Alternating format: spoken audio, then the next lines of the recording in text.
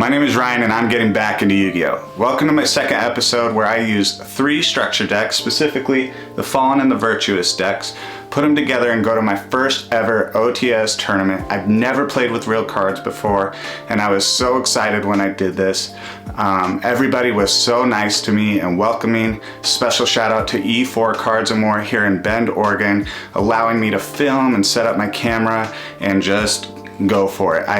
I had such a great time. I want to first show you the deck that I used, so let's dive into that real quick. And I'm sorry for the glare here if it's hard to see everything, but we've got 3 Fallen of Albaz, Blazing Cartesia, 3 Albion the Shrouded Dragon, Bestial Lubellion, Bestial, excuse my French here, Magnum Hut, Bestial Sarnir, if I'm saying that, Sarnir, Despian Tragedy, Sprint Against Kit, Tri-Brigade, Keeper of Dragon Magic, and 3 Aliber the Jester of Despia, and 2 Guiding Quem.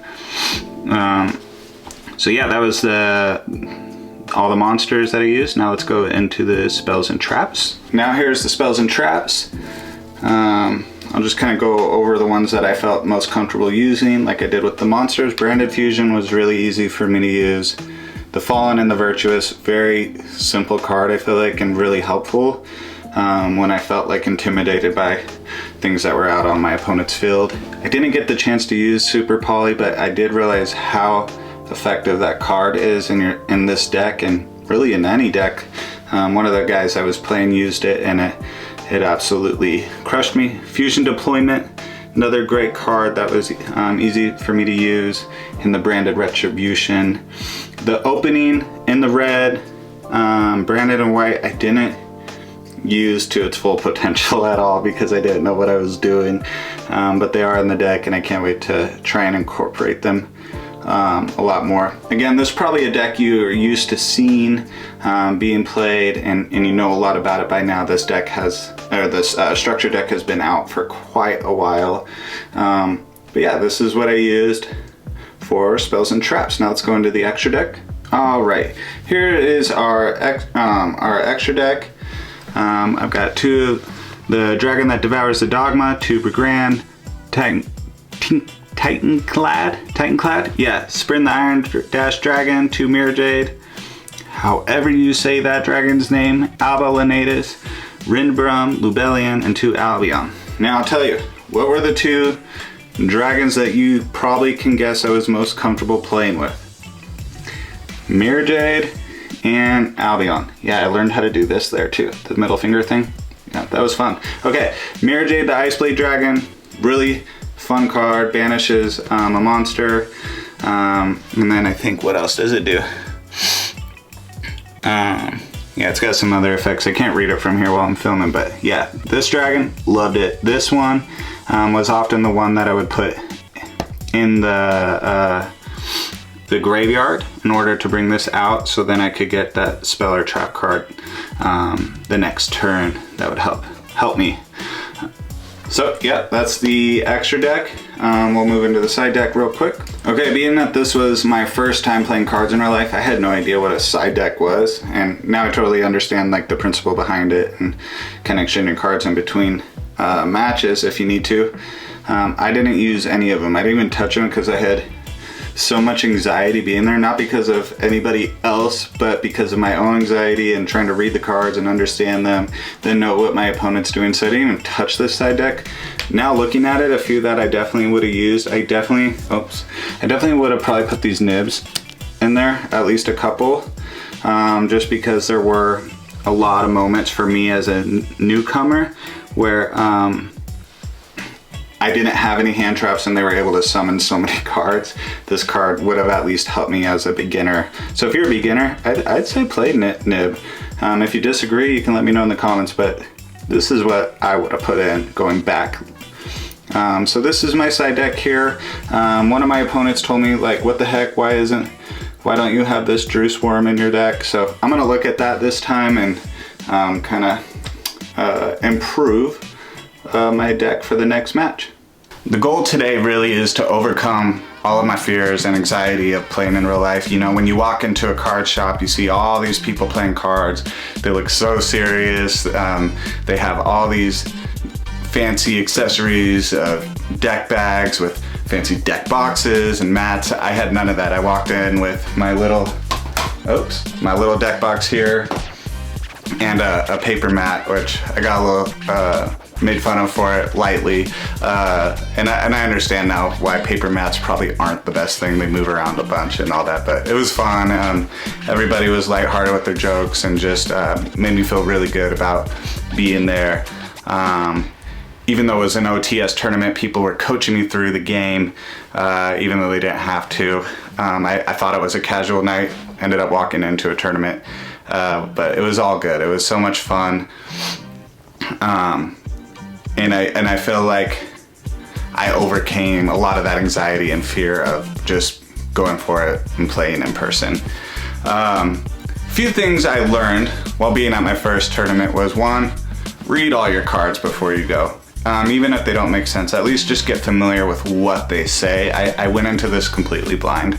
I knew a few of the cards from Master Duel, like Albaz and stuff like that, but I didn't really know any other cards. So as soon as I had a hand, I had to read and skim through them, because on Master Duel, everything is highlighted with, I believe it's blue or yellow, so you know if you can summon, set, or activate. And then I kind of built this muscle memory on Master Duel without fully having to read and understand the cards. And even with that method, with a great deck, I was still able to make it to like platinum. That was not helpful at all in this real life setting. So now I have to read all these cards, know what they do, remember what they do even when they're in the graveyard. That was another thing. Like, I think I set Albion into the graveyard so many times and forgot at the end of, what is it? I think it's the end phase, where I could draw any branded magic or branded spell card or trap card at the end of the turn. Things like that. So read your cards before you go to your first tournament if you want to be new to Yu-Gi-Oh! Like myself.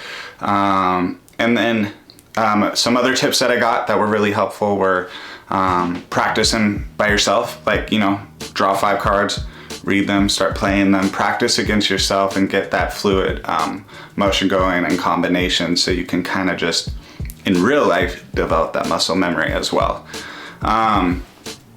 I'm really excited to go back now that I got kind of the jitters out of the way, and my next goal would be definitely like at least win 1 round. Maybe not the whole best out of 3 scenario, but at least just win 1 round. That would build a lot of confidence, and I think I'm going to make some changes to my deck now that I've kind of learned how it works cohesively. I have a bunch of other cards that I think I could pick through and just see what might work and help. Specifically, like some hand traps would have been really helpful. I had them and I know what they do, like Ash Blossom and stuff like that from Master Duel, using those all the time, but I was just like, I don't know, I just kind of got frozen, and I was like, no, just use the 3 structure decks. So that's what I did. I'm gonna show you some video of kind of some playthroughs. The audio is kind of hit or miss with it because we're using one mic and the camera pointed downwards, and I just wanted to be like respectful of my first time showing up to a card store and saying, hey, can I film? So I have one mic. It might be a little hard to hear, but you can kind of see me going through it. And if you're like me and you've been debating playing Yu-Gi-Oh, maybe this will kind of help you conquer that fear and realize people aren't gonna, they might judge you a little bit, but like, that's because they've been playing for so long and want to compete and be competitive, not because they don't want new players to come. So the Yu-Gi-Oh community as a whole, so great. The card shop I went to, I just want to thank Steve at E4 Cards and More for allowing me to film and welcome me there and giving me the opportunity to just play in my first tournament and do this. A lot of things to come. I definitely want to play more locals and film that and kind of show real progress and real timing. I eventually want to start using a capture card to record and stream playing Master Duel. I have so much fun on Master Duel. I'm extroverted, but I'm also introverted, so I love that, like, just solitude and space, but playing the game in the comfort of my own home. And then I also have Mesa Muertos that I want to do an opening video to coming soon, and other fun booster boxes as well. Lots of fun things coming with Yu-Gi-Oh! This year, it looks like. So I'm excited to be on this roller coaster ride with you guys. Thank you so much for being welcoming to me, specifically the YouTube community and Yu-Gi-Oh! You guys have been great and so encouraging. Please make sure to like this video, comment, and subscribe. And I can't wait to see you guys next time. Thanks.